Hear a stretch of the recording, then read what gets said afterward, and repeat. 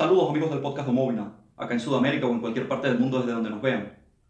El día de hoy nos reencontramos para hablar de historia contemporánea croata, específicamente de uno de los íconos en el imaginario colectivo. Hablamos de Dražen Petrović, quien nació el 22 de octubre de 1964 en Šibenik y comenzó a jugar baloncesto en 1980 con el equipo de esta localidad. Sus buenas actuaciones en la Copa Radivoje Korac en los años 1982 y 1983 hicieron que el equipo de la capital, Cibona Zagreb, posara sus ojos en él y lo llevó hacia partir de la temporada de 1984. Es aquí, en la capital croata, donde va a lanzar su carrera, donde va a comenzar a acumular los quilates que le valieron ser reconocido como uno de los mejores jugadores croatas de todos los tiempos. Con Cibona ganó la Liga Yugoslava de 1985 y las copas de 1985, 86 y 1988.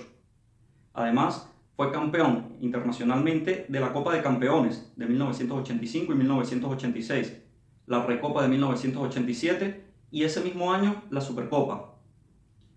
Todas estas actuaciones a nivel de clubes con los Plavi le valió el interés del Real Madrid, así que hizo las maletas y se marchó a la capital española. Con el equipo blanco, al cual llegó en 1988, ganó la Copa del Rey de 1989 y la Recopa de Europa de ese mismo año. Estas actuaciones a nivel de clubes llamaron la atención del otro lado del Atlántico. En la NBA, el equipo de Portland, los Trail Blazers, lo fichó en la temporada de 1989. Allí estuvo durante 2 años, la temporada del 89, la del 90, la del 91. Y una vez concluida esta, se marchó. Terminó jugando en New Jersey con los Nets. Allí estuvo hasta 1993, cuando se venció el contrato y tocaba la renovación. De esto hablaremos un poquito más adelante. A nivel de selecciones, podríamos decir que sus inicios con el equipo yugoslavo son en la Universiada. Esta especie de Juegos Olímpicos para universitarios, donde obtuvo la medalla de plata en Edmonton, en Canadá, en 1983, y fue campeón en la edición de Yugoslavia, en Zagreb, en 1987.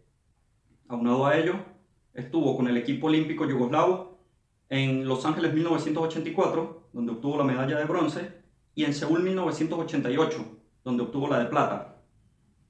A la par de esto, obtuvo la medalla de bronce en el Eurobásquet de Atenas en 1987 y fue campeón en la edición de Yugoslavia de 1989.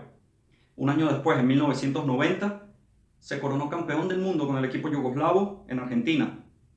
Aquel campeonato del mundo que va a ser uno de los temas icónicos en su vida, uno de los que va a marcar el antes y el después.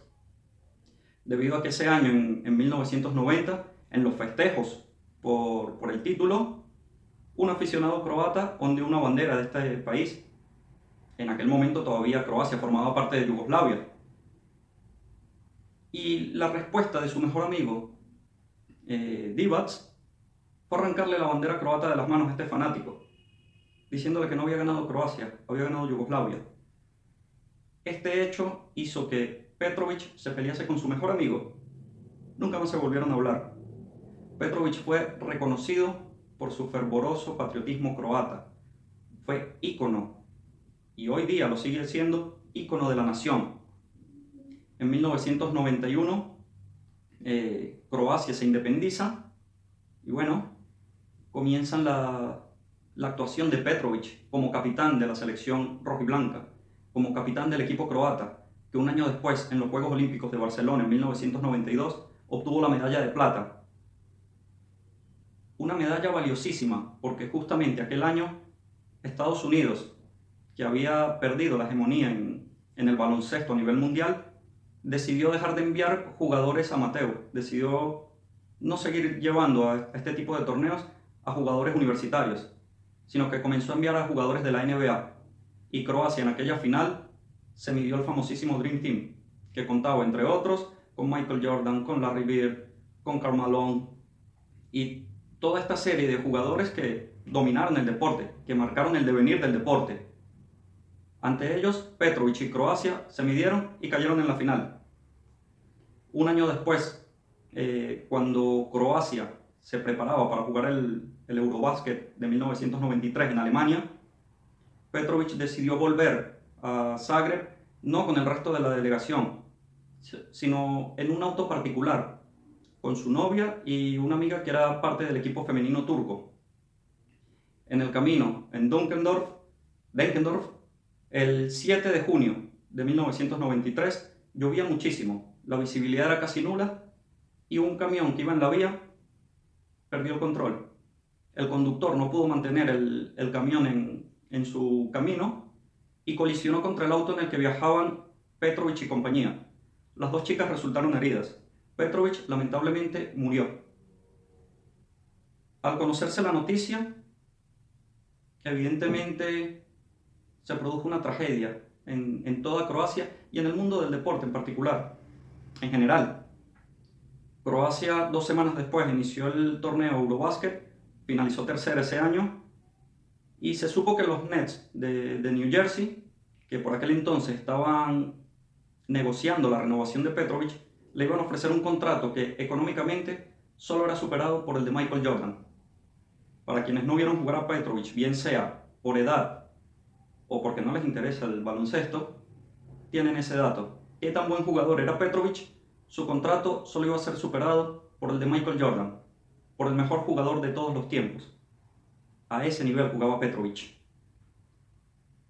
En 1995, el parque del Museo Olímpico incorporó a Petrovic dentro de sus áreas, y en el 2002, justo 2 días antes de cumplirse los 9 años de su fallecimiento, es decir, el 5 de junio del 2002, la NBA lo exaltó al Salón de la Fama. En New Jersey, su número está retirado.